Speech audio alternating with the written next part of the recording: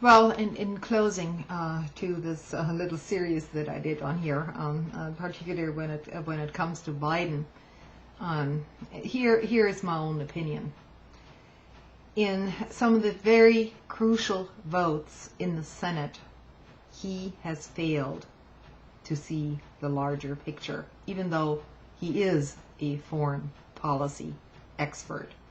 Or maybe I should say he does have the larger picture in mind, which is a policy of continued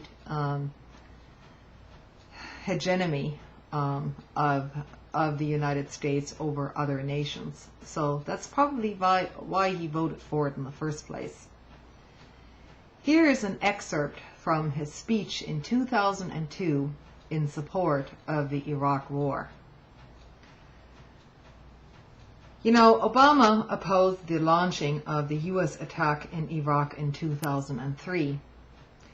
But, and this is crucial, he was not a senator at the time.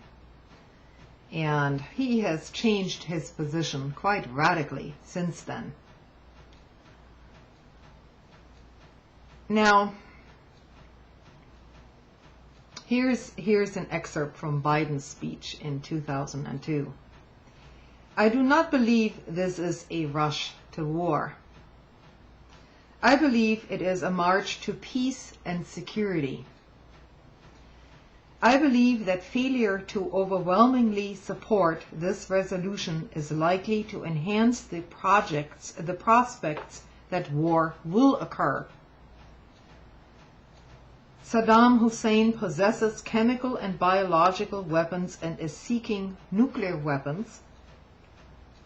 For 4 years now, he has prevented United Nations inspectors from uncovering those weapons. You know, you may want to look up Scott Ritter's position on this, who was actually a UN arms inspector in that country. The terms of surrender dictated by the United Nations required him to declare and destroy his weapons of mass destruction programs. He has not done so. This has been proven false, of course. Many predicted the administration would refuse to give the weapons inspectors one last chance to disarm. Mr. President, President Bush did not lash out prematurely after 9/11. He did not snub the UN or our allies. He did not dismiss a new inspection regime. He did not ignore the Congress. At each pivotal moment, he has chosen a course of moderation and deliberation. This is Senator Biden talking about George W. Bush. In a crucial vote for the war.